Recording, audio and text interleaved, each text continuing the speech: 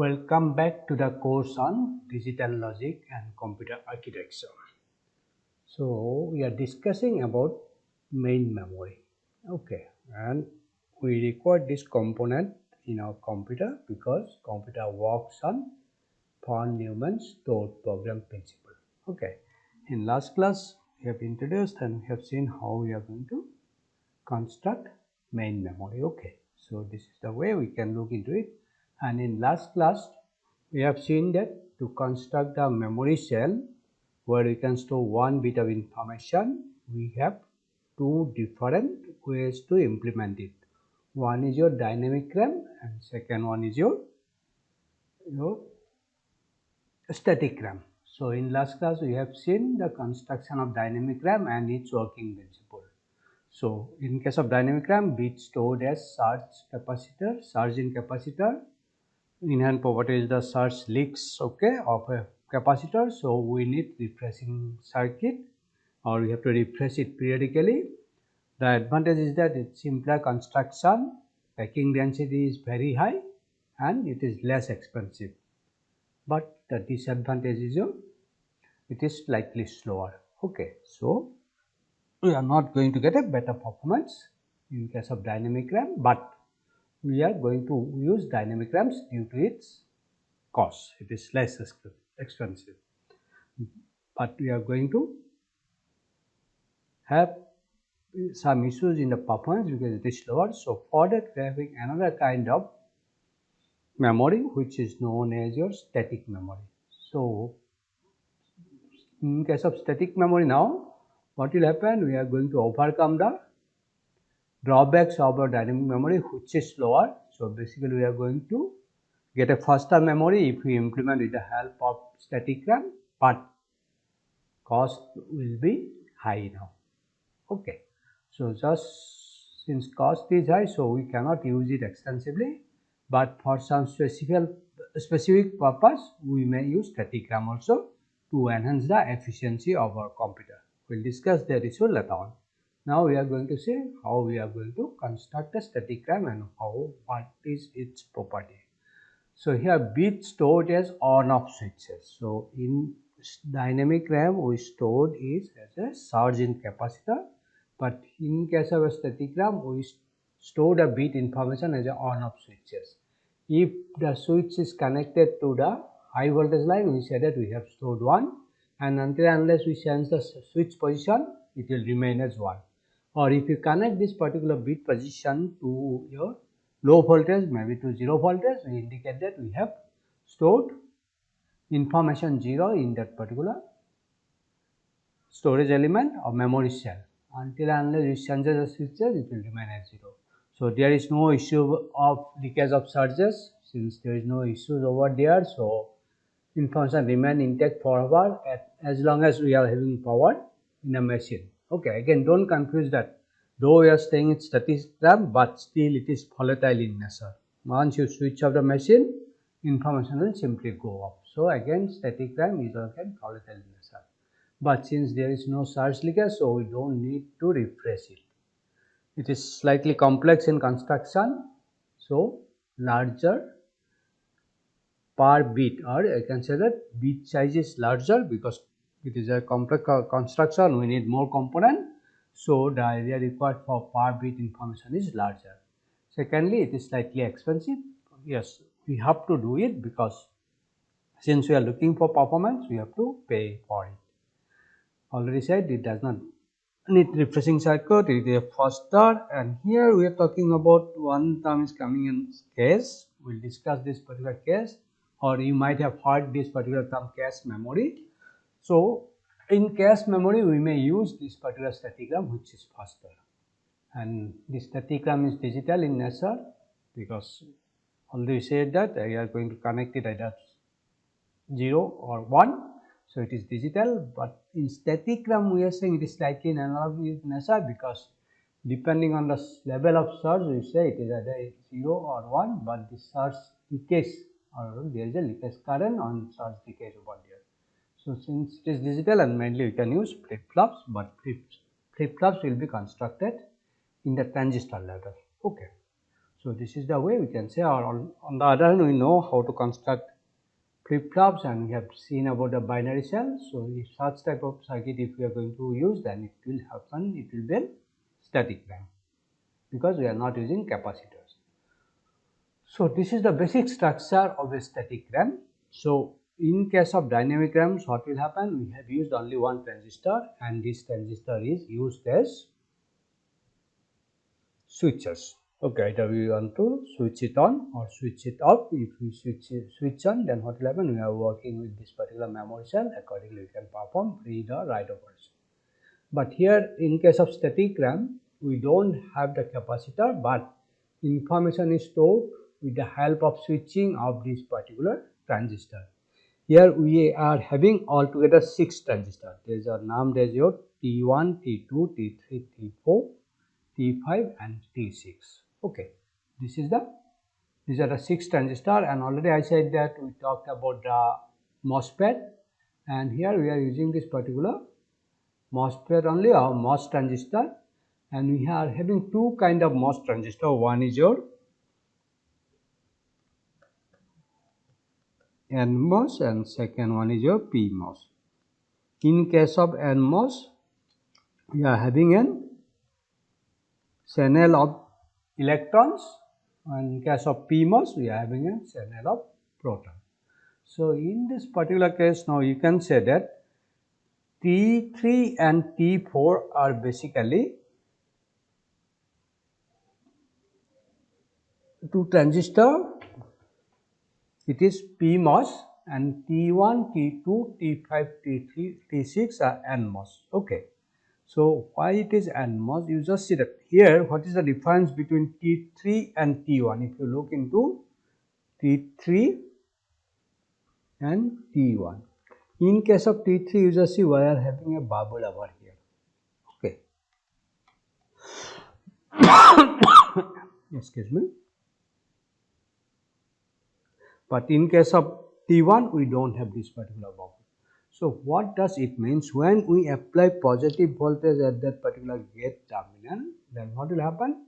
It will attract the electrons, and in that particular case, we are going to have a channel of electrons over here. That's why we say this is a NMOS. We are having a channel of electrons, and electron current is going to pass through this particular channel. When we apply negative voltage at that particular point, what will happen? Then it will repel this electron and it is going to cut off this particular channel. So if you apply positive voltage, basically we are switching on this particular transistor T1, and if we apply negative voltage or 0 voltage, we basically T1 goes to switch off mode. We are removing this particular channel. But in case of T3, if we apply a negative voltage at that particular point, what will happen? That negative voltage attracts the protons. So positive charge accumulates over here, and we are going to get a conductive channel at that particular point. So that's why we are saying these are the PMOS. Okay, it will attract the positive charge of proton to have the channels, and once we construct a channel, then electric current can pass through this particular transistor. Okay. So you just see now those transistors can be either switch on or switch off by giving the appropriate voltage, a positive voltage or negative voltage or 0 voltage. Now in this particular case, transistor T5 and T6, these two are basically NMOS channel. So if I give a positive input over here, then these two switches will be switched on. So this is basically address lines, or we are going to say these are the select line. When this particular line, when we are going to put a positive voltage at that particular point, then we say that we are going to work with this particular memory cell, and we are selecting this particular memory cell. So when we are giving some input or positive voltage over here, so these two transistors T5 and T6 will go into the switch on mode, and it is going to have a channel. Okay, it will create a channel, and that point C1 will be connected to the bit line B, and C2 will be connected to bit line B bar. Okay. Now we are having two bit line, one is B, second one is B bar. That means for every bit of information, we are going to keep these two information. This is the bit line, then here we have to give the complement of B. if B is equal to 0, say if we are going to work with the information 0 in the bit line B, then information in the B bar will be 1, and similarly if bit line is 1, then bit line B bar will be 0. Now when we give positive voltage over here, you just say these two transistors T5 and T6 will work in switch on mode, and these two terminals point C1 will be connected to bit line B and C2 will be connected to bit line B bar. Now we are going to see two different situations when this particular bit is 1 and when this information or signal in this particular bit line is 0. So this is the state 1. In case of state 1, we said this is the information in this particular bit line is high. So when information here is high and we are selecting it through this particular address line, then C1 will be connected to bit line B and the input over here will be your high, or I can just going to write 1. So this is a state 1. So since B is high, so line B bar will be low, those and at C the signal will be 0. Now see the connection. So C1 is high and C2 is low. Now when C1 is high, we will just see what will happen. This point is connected to transistor T2 and transistor T4. So when this is high, transistor T2 will be in the on position and T4 will be the off position. So when transistor T2 is on position, you just say this line point C2 is connected to the ground and we are going to get 0 voltage and it will remain as 0 voltage.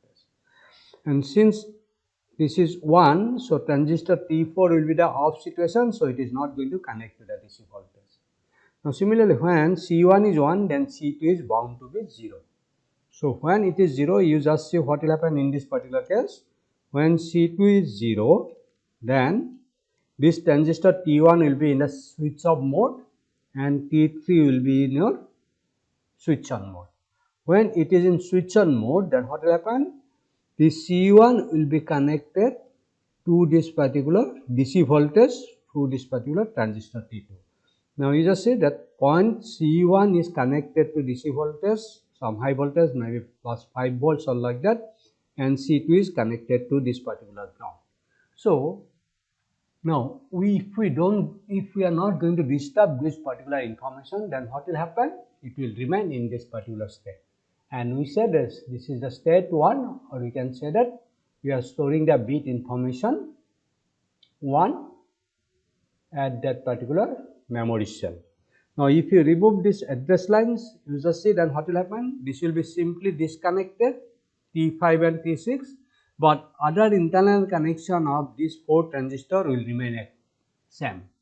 Connection of T1, T4 and T2, T3 will remain same. So that means this point will be connected to this particular DC voltage, and we said that we are storing 1. So similarly now, if I want to change it, then what will happen? I am going to give some that same information in bit line B. If I want to put it 0, then we are going to give 0 information in bit line and we are going to select it through the address line. So depending on this particular signal, then what will happen? This C1 will be connected to this particular bit line, and in that particular case, it will be configured in such a way that C1 will be connected to this particular ground line. Okay. Now that's why in state 0, it is reversed. You just see C1 is low and C2 is high. And depending on this scenario, when C1 is low and C2 is high, it reverses, and you will find that due to this particular voltage, that this line will be connected to the ground 1, okay, and this point C2 will be connected to the DC voltage. It will be reverse of this particular state 1 and it will remain in there.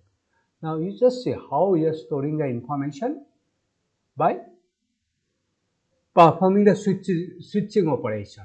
Either we are going to connect this particular point C1, which is basically going to give us the information stored in this particular memory location, will switch the position of those particular 4 transistors T1, T2, T3 and T4 in such a way that C1 will be connected to the high voltage and C2 will be connected to the ground. So one is complement of the other. When we are going to store 0 in this particular memory cell, we'll select it with the help of transistor T5 and T6, which is connected to the address line, and we'll set the switches in such a way that C1 will be connected to the ground line and C2 will be connected to the DC voltage. In that particular case, we are going to store 0 and we said this is the state 0. Okay.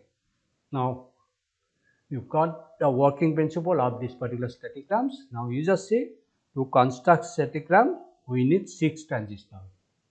In case of dynamic RAM, we have constructed with the help of 1 transistor and 1 capacitor. Since we are having more component in this particular static RAM, so necessarily what will happen?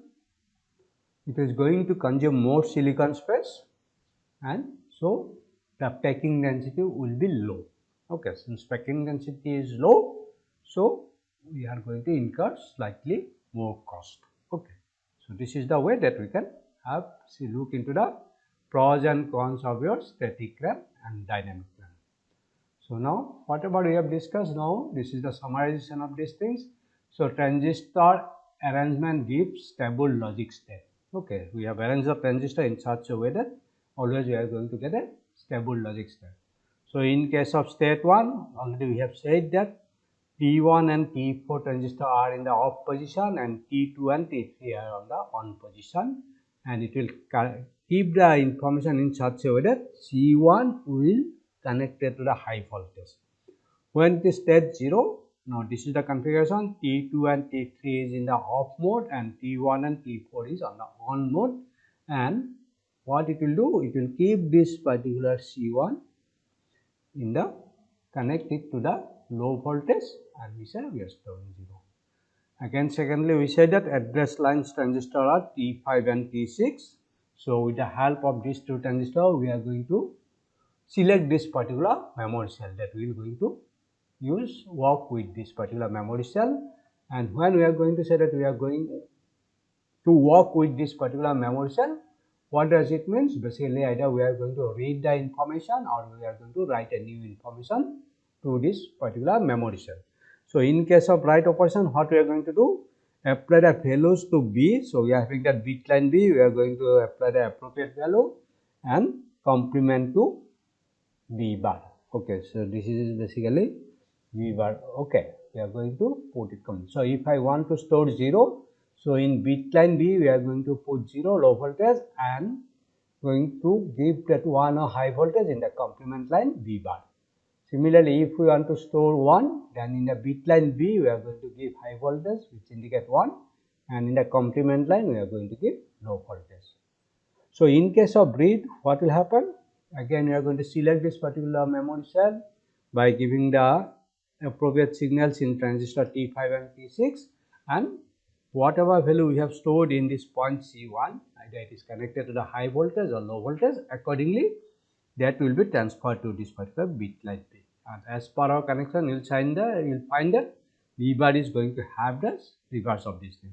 So when we select this particular line, then in case of read, the C1 will be connected to the bit line. If C1 is high, that means that information is coming to bit line is as high voltage, so we are getting 1, and C2 is complement of it, so C2 will be transferred to this particular bit line B bar. Okay, so this is the way we are going to perform the read and write operation on our static RAM. Now, what are the differences? Now, you just see for static RAM and dynamic RAM, both are volatiles. So we need power to preserve the data. When we are going to work with those particular 2 memory module or memory unit, we have to keep the power on to keep it active. Once we switch off or once we remove the power, then what will happen? This information will simply go off. Okay, so that's why you say both are volatile. In case of dynamic cell, you say that this is simpler to beat and smaller in size. It is more dense, so we say packing density is very high, so it is less expensive. It needs refreshing circuitry to refresh it, and we can construct a larger memory unit in a smaller space with the help of dynamic cell. In case of static RAM, you see it is faster, less dense. Since it is faster and less dense, this cost is slightly high, or we say it is slightly expensive. So that's why we are not generally use this statigram to construct the memory module, but we may use it to construct some faster memory. And in computer we say we are having a memory module called cache, which is slightly faster memory. So statigram can be used to build those particular cache memory. Okay. Now we talked about RAM, and we said that RAM is random access memory. That means we can go to any particular memory location randomly and we can access that particular data or information of that particular memory location. When we say it is we are accessing it, basically in that particular case we can say that we can work with this particular memory location. We can either write a new information over there, or we can read the information from that particular memory. So this is RAM. RAM is having both the operation read and write. But we are having a one kind of memory. We say this is ROM, read only memory. This is again constructed with the semiconductor devices only. So ROM is also a semiconductor memory. It is again random access. Okay, because this is semiconductor memory, you can go to any particular location randomly with the help of its address, and so the access is random. But now this time your permanent is storage. No, permanent is, it is a permanent storage, and that means it is non-volatile. If you switch off the machine also, still whatever we have kept in that particular memory, it remains intact. Okay. So this is ROM, read only memory. So it is non-volatile in nature, so we can keep information permanently. But this is again random access and constructing with the help of semiconductor memory. So it can be used in say microprogramming. If possible, I will give some idea about the microprogramming. You can use these things to store library routine.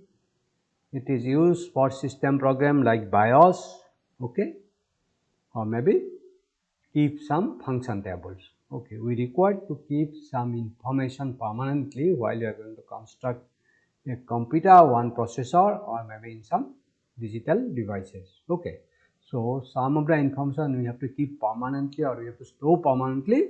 For this particular case, we may use this particular ROM, read only memory. Okay.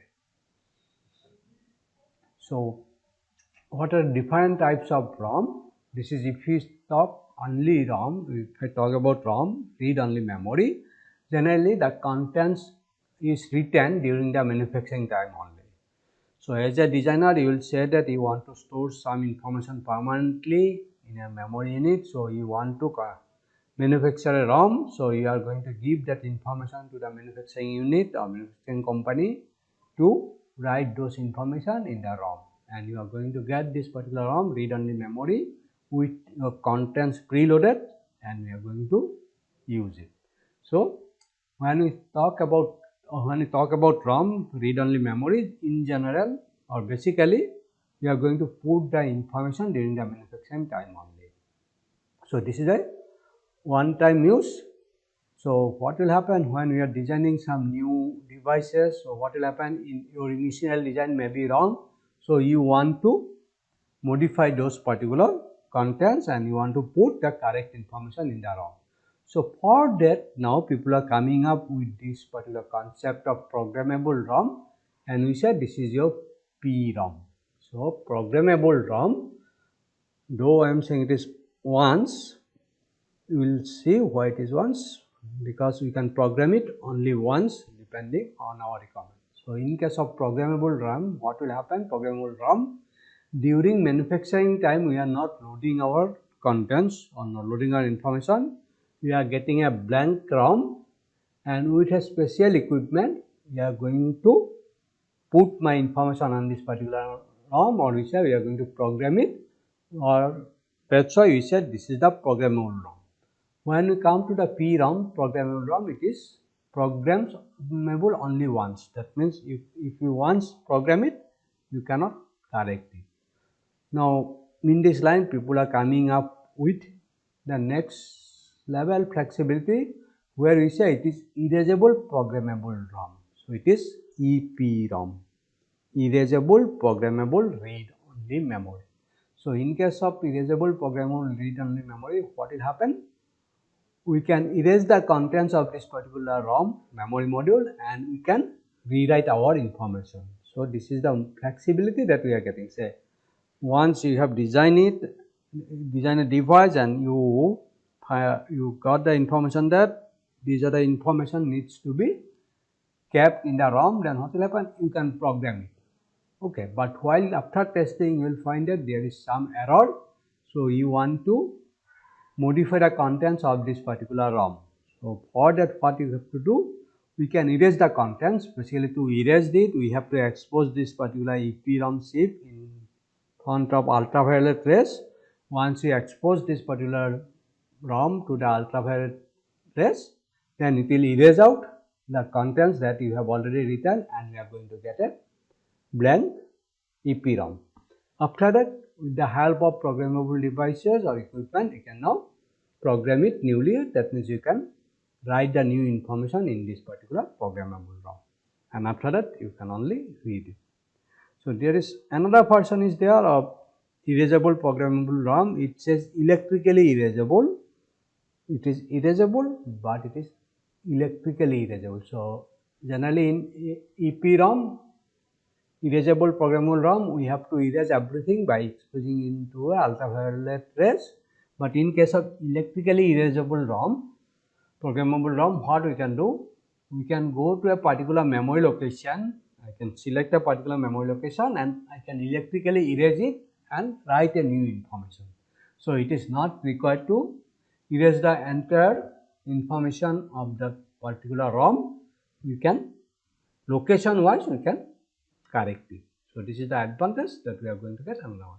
So these are the different types of ROM that we have, but here we are not going to discuss about the construction of this particular ROM, but sometimes we are going to use those ROM while we are going to build a device or build a processor. So that's why I am just giving you that information. What is ROM and what are the different kind of ROM that we have? It is read-only memory. Okay. Now we will see. We know one memory cell or binary cell where you can store one bit of information. So this is your binary cell or memory cell where we can store one bit of information. Now we are going to construct our memory unit with the help of such type of memory cell. That memory cell may be your dynamic memory cell or static memory cell. It is immutable. Now here we are talking about that we are having a memory chip of 16 megabit. What is the capacity of this particular memory chip? We said this is the 16 megabit. That means we are having a memory location, we can say that we are having a memory cell or binary cell of size 16 mega. Okay, that means what is 16 mega basically? 1 mega is your 2 to the power 20. Am I right? So 16 mega means 16 into 2 to the power 20. So that many memory cell we have in this particular memory chip. Now how it can be organized? We can say that it can be organized with 16 m by 1. So what does it means? We are having 16 mega memory location, and every memory location we are going to store one bit of information. So this is the organization. How we have organized it? You can say that I am having total 16 mega memory location. So I can say that this is 16 mega location, and every location we are going to store one bit of information. Okay, but this same 16 mega chip can be organized in a different way also. Now how we can organize? Say it is having capacity is your 16 megabit. Now we can organize as like that. It is having 1 mega memory location. So in this particular case, what will happen? I can say in this next organization, we are having 1 mega memory location, and every memory location we can store 16 bit of information. Okay, So I am having 1 mega memory location, and every memory location I am going to use 16 bit of information, going to store 16 bit of information. So total capacity amounts to be your 16 megabit. Okay. So this is the way we can interpret it. Again, third line what it says, a bit per chip system has 16 lot of 1 mega chip with 1 bit of each word in chip 1 and so on. Now what it says, basically we are having 16 lot of 1 mega memory location. So this is a, we are saying all 16 mega location, everywhere I am having 1 bit of information. Here I say that I am having 1 mega memory location, and every memory location we are having 16 bit of information. In the third one, what it says, that I am having one memory chip which is having 1 mega capacity, and here I can store 1 bit of information. Okay, like that what will happen, we can have 16 such memory chip which capacity is 1 megabit. Okay, and every memory location we are going to store 1 bit of information. Now we can combine such type of 16 memory chips, okay, to construct our memory module. Okay, where I am constructing this particular memory module, I can say that it is organized as your 16 1M by 16. That means I am having 1F memory location, and every memory location we are going to keep 16 bit of information. But how I am constructing it? With such type of 16 different chip which is having capacity of 1 mega, and every memory location we are going to keep 1 bit of information. So we can connect such type of chips and we can construct this particular memory module. So the organization of this memory module and organization of this memory module is same, though the construction is different, or number of chips, that memory chips that we are going to use is different, but as an organization details or from organization point of view, we will say that these two memory module has same organization. Okay, it is 1 mega location. In every memory location we are going to keep 16 bit of information, so total capacity is your 16 megabit. Fine. Okay, now here I am saying that 16 megabit chip can be organized as 4096 into 4096 array. So 16 megabit.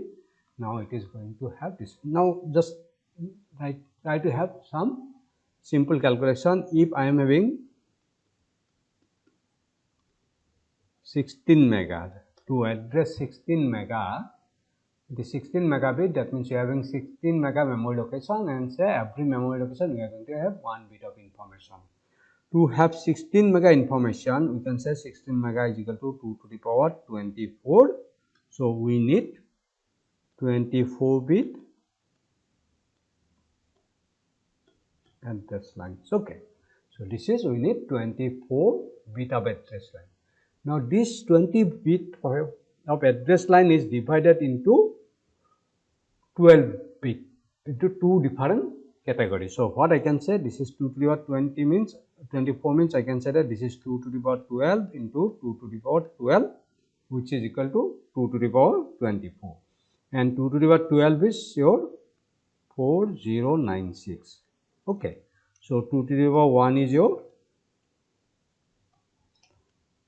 1000, 2 to the power 10 is your 1024, 11 is your 2048, 12 is your 4096. Now it is arranged like that. How it is arranging? It says that I am having total 4096 column, okay, and I am having 4096 rows. Okay, so this is the scenario. Okay, so I am having 4096 rows.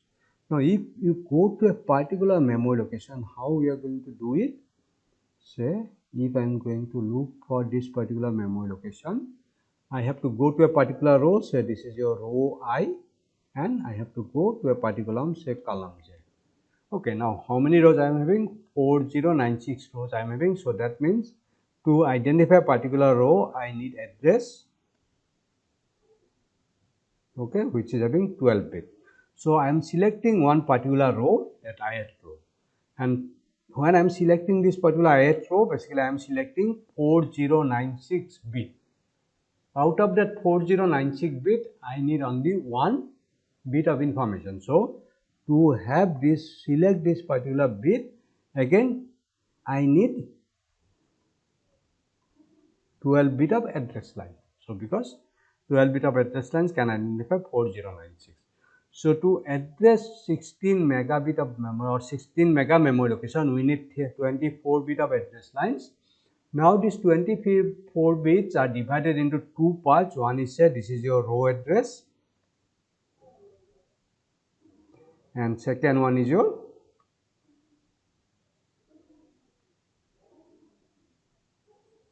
column address. First we select a row with the help of 12 bit, then we select a column with the help of another 12 bit. Okay. So this is the way we can look into it. So number of address pins now divided into parts. Now it says that multiplex row and column address. This is, we are going to see this point. What does it mean? Basically, we can use the same address lines to give row address and column address. So if you multiplex it in that particular case, what we can do? Address line can be reduced, it will be reduced to half, and we can say that now with 12 bit of address line we can address a particular location. Okay. So, but we are reducing the number of address lines, address pins, but I think we are compromising in some place. Where we have compromised it? Basically on speed or efficiency. Because usership, first we have to select a row. So for that we need, say, sometimes we said that we need one clock pulse. Once we selected a row, then what will happen? We are getting 4096 bit. So out of this 4096 bit, we have to select only one bit. So we need some more time. So that's why I am saying that it will be slightly slow. And but it is saying that adding one more pin doubles the range. Okay. So if it use, now you analyze it, what does it mean? I am not going to explain it, because if I say everything, then you are not going to work on it. It says that adding one more pin doubles range of values, so by 4 multiplied by 4 capacity. You have to see these things, how we are going to get it by multiplied by 4. I think it is simple. Generally what will happen? If we use one more bit, then it is doubles actually. So for 10, 1K, 1024, for 11 bit, it is your 2 to the power 11, 2048. So generally it doubles, but here we say that it becomes 4 times. Okay, you just analyze it and get it. Okay, so this is the way we can think about it, that memory cell can be organized in this particular array form also or matrix forms also. So this is the way now we can say what is the multiplex mean. So this is basically, if I look into it, it is a 32 by 32 memory cell. Okay, 32 by 32, and basically what will happen? We are having 32 rows and we are having 32 columns. To select any one of this particular 32 rows, we need 5 bit of address. So we can say this is the 5 bit of row address. We are going to select one particular row with the help of this particular 5 bit of address, then the information of that particular row will come to those particular output lines. Okay, one is read, another is write. Okay, now out of that we have to select only one, because it is a memory cell of 32 by 32. So I am getting all those 32 in output. Now with this particular 5 bit column address, so total 10 bit address, we are dividing it row address and column address. With the help of this particular 5 bit column address, we are going to select the appropriate information. Okay, so that's why it is a 32 to 1 output multiplexer and input demultiplexer. Now you have to see, we have studied multiplexer, we have studied demultiplexer, how both will be combined together to get over here. So this is, we need one multiplexer and one demultiplexer. So in this particular case, you shall see in case of multiplexer, I am having 32 output, and with the help of those particular select line, we will transfer one of the output to the output line. So this is basically data output. But in case of input, what will happen? Data input is coming through this particular data line. Now we are using a demultiplexer, so depending on those particular address line, that input will be transferred to any one of these particular 32 words. Okay. So this is the way that we are going to do it, because we are having single data bus. With this particular single data bus, we can perform both input and output operation. Okay. So just to distinguish between input and output, we are going to have such type of arrangement. What we said that this is your output multiplexer and input demultiplexer. Okay, fine. So this is a simple example that I am saying. Now another one. So this is the way I can say total memory location. I am having 32 by 32. If you look into it, you are going to get 1024 memory location. It is organized as a row and column wise. So first we have to select the row, then we are going to select the column to get the exact memory location. So in previous slide, now we talked about this particular multiplex row and column. So what does it mean and what advantage we are going to get over here. So I think in next slide, we'll just see what will happen. So here it is slightly not symmetric, slightly skewed.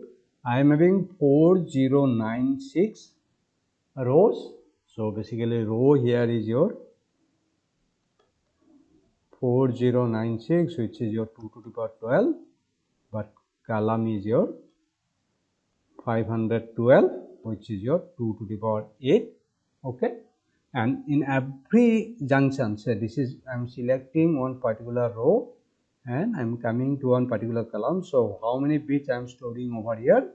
So you will find that the number of bits stored in this particular memory location is 8 bits. So this is the way we are going to interpret it. Now you just see we need 2 to the power 12, that means 12 plus 8, total 20 bit of address to identify any of the memory location. Now in this particular case, what will happen? Now address is multiplexed. Now what will happen? First I am going to give, say, one is your 0 to 8. Sorry, here I did a mistake. 512 is equal to 9. So this is basically we are having 21 bit of address line. Okay, so we have 1 bit of. So this is the address line from A0 to A20. Total 21 addresses. But now it is multiplexed. Basically instead of 21, so here I need 12 bit. So my address bus size may be only 12 bit. So now what will happen? First I am going to give address, basically you can say that I am going to give this particular row address, 12 bit of row address over here. Then with the help of one signal called, say, row address row. So with this particular signals, we are putting this information in this particular row address sleds and feeding it to the row decoder, and we are going to select the particular row. After that, now we have already latching this particular row address through decoder, we are selecting that particular row. So this will remain over here in the row address space to always indicate this particular row. In the next cycle, what will happen? Now we are going to give the column address through this particular same address line. So in that particular case, you just see that I am coming to the column address latch. We are going to latch it, then we are going to give it to the column decoder, so that appropriate column will be now selected and it will come to this particular point. Now what advantage we are getting over here due to this multiplexing? So in this particular scenario, I know that I need 21 bit of address lines. That means we have to give 21 address pins so that I can provide the address. But instead of doing that, what will happen? We are going to work with 12 pins. So this 12 pins, what we are going to give? First we will give 12 bit of address to select a particular row, and in the next instance we are going to give the column address to select the appropriate column. So basically you can say that when it is going to work with the clock, Okay, so in this particular clock Ti, you are selecting a row. Okay, then in the next clock, this is your Ti plus 1, you are selecting an column. Okay, so basically time required to access the appropriate memory location is double. Okay, so it is going to hamper in the efficiency, but it may reduce the cost, because instead of now 21 bit of address line, we are going to work with the 12 bit of address line. So now you just see, when you are going to work with such type of scenario, now you have to see what is your requirement, whether you need an efficiency or you want to reduce the cost. Okay, this is the way that we can always look into it, and accordingly we are going to put the memory organization. But in most of the cases, we are going to put such type of array construct, because we are going to get some advantages when we are going to put this particular array construct, though we are going to lose some efficiency. Okay. Now, why we are going to get, what advantage we are going to get in case of your that array type of organization or maybe matrix type of organization. So it will be advantageous for dynamic RAM. In case of dynamic RAM, what will happen? We are storing the information in this particular capacitor, and through this particular address line, we are going to select that particular cell. It is simple, but along with that, we are having a disadvantage of dynamic RAM due to the inherent property of the leakage current of the capacitors. Or due to that issue, what will happen? We have to periodically refresh this particular capacitor. So when this refreshing is coming into picture, in that particular case, what will happen? This matrix organization is going to help us, help us in what way? It will help us to reduce the refreshing time. Now see what we are going to do. So this is the refreshing issues we said. So we have to use this refresh circuit, and we have to include it in the SIP itself, because we know this is your refreshing is required in case of dynamic cycle. So we are going to do it. So in that particular case, we are going to disable the SIP and going to refresh it. Now we are going to count through the rows. Once we select a particular row, then what will happen? We are going to refresh the entire row. So basically now we can come to this particular thumb back over here. So if we are selecting a particular row, then I am going to get all the contents of this particular row over here. So in case of refreshing, basically what will happen? We have to read it and write it back. Same information, we are going to write it back. So here what will happen? I am going to select this entire row, which is consist of your 32 memory location, and one go we are going to refresh this particular thing. So in this particular case, what will happen? Since I am having 32 row, in 32 clock cycle I can refresh the entire cell. But if we would not have organized in the matrix form, and if we say that we are going to organize in a linear form, where it is going from memory location 0 to memory location 1023, in that particular case we need 1024 cycles. If every cycle you can refresh one memory location, then we need 1024 memory cycle to refresh it. But due to this particular matrix organization, what will happen? We have reduced it to 32 clock cycles. Okay, so this is the advantage that we are going to get if we use the matrix form organization. So this is advantages when we are going to work with a dynamic cell. In case of static cell, static memory, it may not advantageous. It is not going to give us any advantage. So basically in case of refreshing, I said that it is read and write it back. Okay, and it slow down the apparent performance, fine. But to improve it, what will happen? This matrix organization is going to give us advantage. So now this is one kind of organization. Now you just said this is the memory cell. It says that this is 4M by 4 memory cell. So what does it means? It can keep 4 mega memory location. Let's see whether it is correct or not. So it is organized 2048 by 2048. So 2048, what does it means? This is your 2 to the power 12 sorry, no, this is your 2 to the power 11. So this is basically 2048 rows and 2048 columns. So this is your 2 to the power 11 into 2 to the power 11, which is your 2 to the power 24. That means this is your 4 mega. Okay, 2 square into 2 to the power 20. That means we are having 4 mega memory location, and every memory location we are going to keep 4 bit of information. And say this is a DRAM memory. Now in this particular case, say what will happen, since it is organized as your matrix form, so we need only 11 bit of address line instead of 22 bit of address line. So first we will give row address, we are going to store it row address buffer. So this particular decoder, we are going to select that particular decoder. Then we will provide a column address, so we are going to store it in the column address buffer, and we are going to select the appropriate column and going to get this particular information and going through this particular input output buffer. Okay, so basically it is a multiplexer and demultiplexer. So this is the normal operation. We are selecting with the help of address lines and going to work with that particular memory location. We are selecting one particular row, then we are selecting this particular column. So going to work. Now we have to periodically refresh it. So when we are going to periodically refresh it, then what we used to do, we are not going to give the address form here. Now it is the normal working mode, and second one is your refreshing mode. So when we are coming to the refreshing mode, then what will happen? That can be indicated by one control signal. So I can say this is the refresh signal.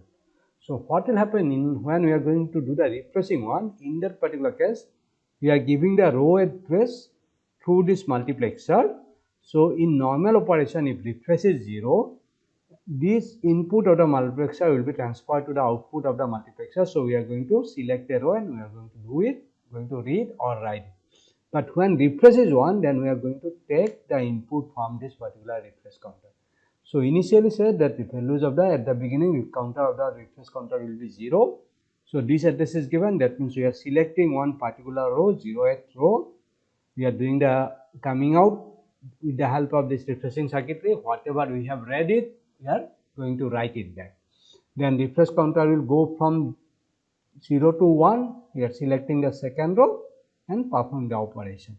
Like that, it will go up to 2047 row. We are selecting row by row, and once we select a particular row, all the elements of this particular row will be refreshed. That means how many elements we are going to refresh? We are having total 2048 columns or watts, and every watch I am having 4 memory cell, 4 bits. So when I select one particular row, it is going to refresh that many memory cell.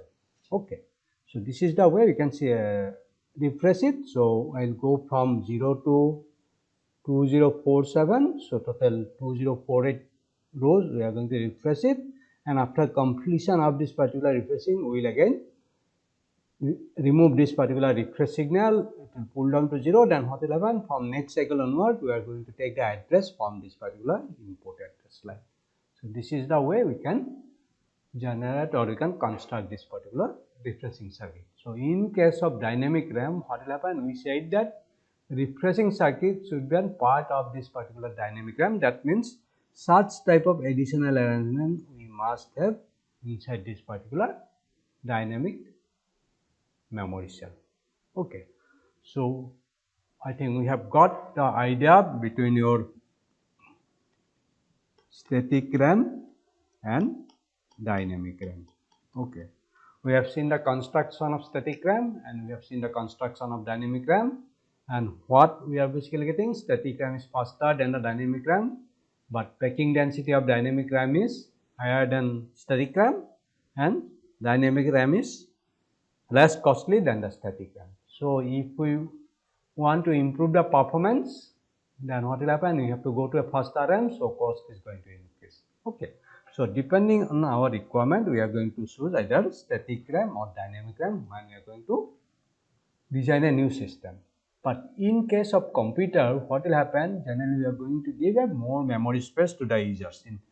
Generally, you say that we are having 16 megabyte of RAM in your computer. That means that many memory shall be required.